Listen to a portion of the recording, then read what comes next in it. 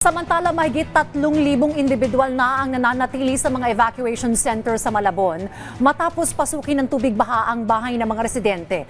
May report si Isaiah Mirafuentes ng PTV Live. Isaiah, kamusta dyan?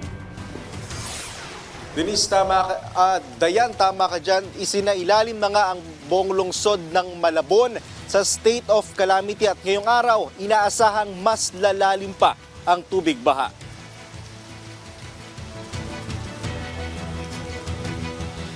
Hindi akalain ni Nanay Marico na mapabibilang siya sa mga evacuees ng kanilang barangay sa Panghulo, Malabon.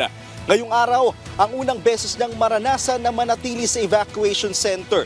Pinasok kasi ng tubig baha ang kanilang bahay. Nangangamba siya dahil gawa lang sa kahoy ang kanilang sahig. Nakakatakot ni. Pagka talagang umuulan na ganyan, tapos sunod-sunod, talaga yung kaba ng dibdib mo, hindi na maalis eh. Kasi alam mo, kasunod, lalaki yung tubig.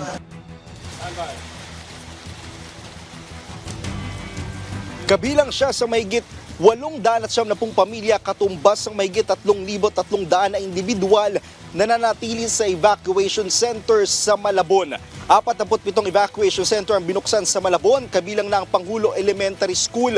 Papasok pa lang kami ng Barangay Panghulo, sumalubong agad sa amin hanggang binte na tubig baha.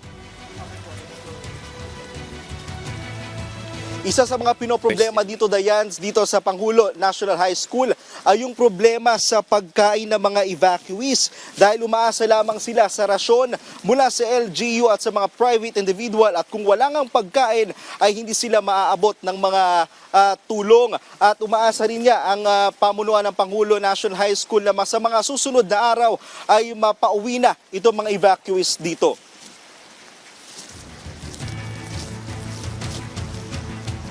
Nitong kasi ang namin sir yung bugso and yung kanilang mga bahay po ay isang palapag lamang.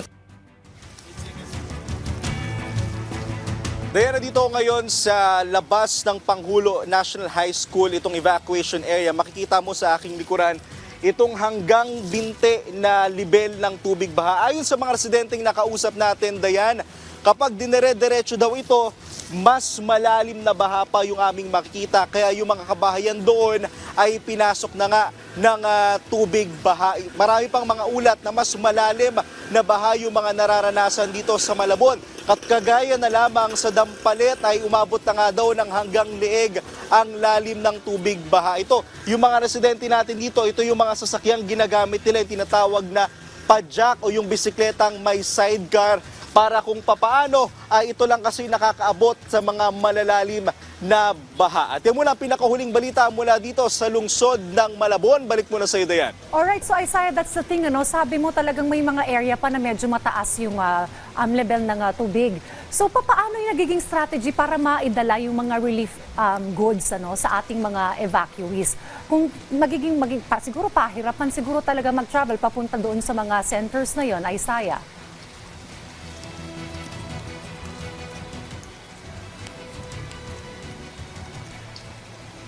Ay naku, hindi tayo siguro naririnig ni Isaiah. Subukan natin balikan siya mamaya para humingi ulit ng karagdagang detalye dyan sa Malabon. Well, maraming salamat sa update, Isaiah Mirafuentes ng PTV.